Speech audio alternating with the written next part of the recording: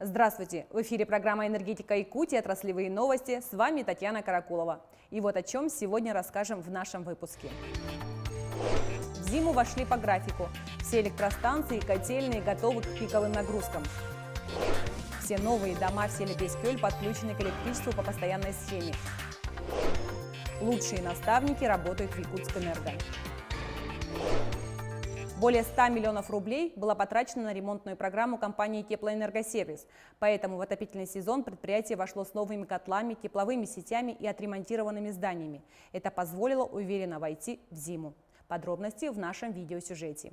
Котельная «Центральная» – главный источник тепла в районном центре городе Алдан. Коллектив уверенно приступил к отопительному сезону, ведь летом был выполнен качественный ремонт. Более серьезно отнеслись, людей было больше. Это благодаря директору, то есть людей больше оставили, меньше отправили в отпуск. Ну и ребята работали серьезно, дисциплина, и все было на высоте. Теперь сразу два котла работают после капитального ремонта. Проведенная ревизия еще летом позволила выявить проблемные механизмы и своевременно их заменить. Кроме того, были подключены новые потребители. Самый крупный из них – спортивный комплекс. В ходе ремонтной программы не остались без внимания и тепловые сети. В этом году мы поменяли порядка 2 километров по ремонтной программе. Свыше 3 километров мы поменяли по инвестиционной программе. По инвест-программе мы дополнительно еще взамен устаревшей котельной химчистка построили тепловой пункт. Планируем в первых числах ноября его запуск. Замена водогрейных котлов стала основной задачей ремонтной программы и в Имиконском районе. Поселок Усть-Нера, села Тирють и Ючугей – везде качественная подготовка к зиме. В селе Тамтор подключили новых потребителей. На котельной заменили транспортерную ленту, шлака и золоудаления. Насос 55 киловатт, сетевой насос поменяем одну. И тяга дутового оборудования. Похожая картина во всех населенных пунктах, где работает теплоэнергосервис от Охотского моря до Северного Ледовитого океана. Около 135 миллионов рублей составили общие затраты на ремонтную программу. Физические объемы у нас практически завершены. Все объекты генерации тепловой сети подготовлены к прохождению АЗП 2021-2022 года. И предприятие получило полностью, все филиалы получили паспорта готовности. Главное событие осени – торжественное открытие котельной после реконструкции в селе Белькачи Усть-Майского района. Теперь она мощная и современная. Старое здание было обновлено с фундамента до крыши. Все для того, чтобы даже в глубинке потребители зимовали комфортно. Новое здание республиканского кардиоцентра подключено к электричеству. Энергетики центральных электрических сетей выполнили технологическое присоединение. Для этого они построили 2 комплектные трансформаторные подстанции и протянули 18 кабельных линий. Всего более 2 километров. А в пострадавшем от лесного пожара селе Бескёль к электрическим сетям подключены все 33 новых жилых дома. Энергетики установили 44 опоры, линии электропередачи, смонтировали магистральный провод, а также выполнили монтаж приборов учета. Полностью было восстановлено электроснабжение поселка Бескёль, и планомерно по мере готовности благоустроенных домов мы в порядке технологического присоединения подключили 33 дома и 2 коровника.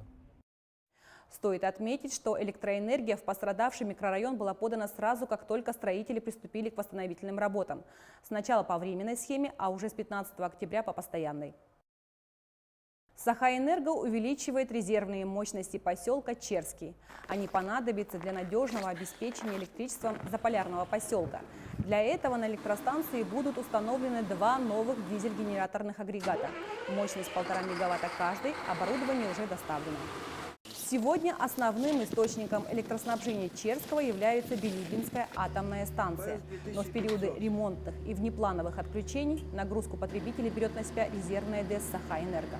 У нас дизельная станция резервная работает на так называемых старых авиадвигателях ПС-2500, которые уже морально-физически устарели, имеют большой удельный расход топлива, просто колоссальный удельный расход топлива. На смену им идут новые импортные двигатели, очень экономичные, и мы предполагаем, что за счет экономии того топлива, которое мы расходуем в период аварийных отключений, позволит нам окупать. Энергетики завершили летний этап завоза топливно-энергетических ресурсов. Все котельные и дизельные электростанции обеспечены необходимыми запасами. Об этом расскажем далее. Эти кадры были сняты командой одного из сухогрузов «Энерготранснаба». До закрытия навигации остаются считанные часы, и весь флот встает на зимовку. В этот раз в Тампонском районе, чтобы весной после ледохода сразу начать погрузку. Прошедшая навигация была сложной. Работе мешал дым от лесных пожаров, на арктической яне не хватало глубины. Тем не менее, с задачей практически справились. Небольшое отставание будет наверстано зимой. В связи с тем, что угольный разрез Джибари Кихаяни подготовил своевременно каменный уголь, естественно, логистика была смещена в сторону Сангарского угольного разреза. Исходя из этого, при плане 54 тысячи тонн завезена 51 тысяча тонн каменного угля, 3 тысячи тонн для поселка Усть-Мая будут завезены автозимником. Все котельные теплоэнергосервиса снабжены запасами каменного угля до открытия автозимников. Более 80 тысяч тонн топлива доставлено до каждой дизельной электростанции Саха-Энерго. По поставке дизельного топлива возникали некоторые проблемы по реке Яна, то есть наиболее проблемный участок по завозу. То есть в августе месяце вводились ограничения по осадке судов, но несмотря на это, после улучшения гидрологической обстановки на реке Яна все объемы были доставлены.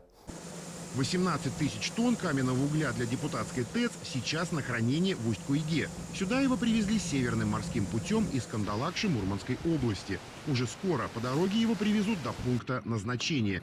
В эти дни водители заканчивают подготовку своих машин к дальним рейсам. Клубы пара темного цвета из трубы Якутской ТЭЦ привлекли внимание жителей Якутска. Кадры быстро стали популярными в социальных сетях. Но, как оказалось, это часть технологического процесса. При подготовке к зиме проводилась проверка работы водогрейного котла на резервном виде топлива. Основным видом топлива у нас является природный газ. А в качестве резервного топлива выступает дизельное топливо, ну, в простонародье соляра. Как у нас, так и на ГРЭС-1 и ГРЭС-2 такая же ситуация. И перед началом отопительного сезона мы проводим испытания работы водогрейных котлов на дизельном топливе.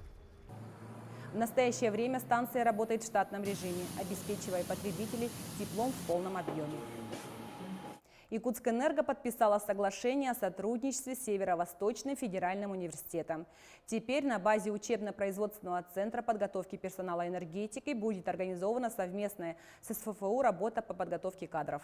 Наши студенты Северо-Восточного федерального университета уже здесь обучаются на современном оборудовании. Основная все-таки идея, когда мы создавали учебный центр, это была возможность изменить соотношение теоретических и практических занятий.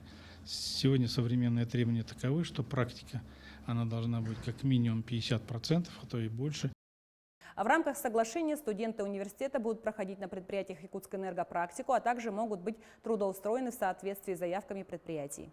Наш учебно-производственный центр, он нацелен и направлен вот как раз-таки на переобучение и подготовку квалифицированных кадров для нашей компании, для наших дочерних обществ. В Якутскэнерго работают лучшие наставники. Молодежное объединение «Энергия» стало победителем в направлении «Лучшая практика в организации наставничества» конкурса «Русгидро». Всего было подано более 70 заявок на участие, и после дистанционного отборочного этапа в финал прошли 27 лидеров и 8 практик. Помимо экспертной оценки конкурсантов было организовано онлайн-голосование, в которое были вовлечены работники всех предприятий группы «Русгидро».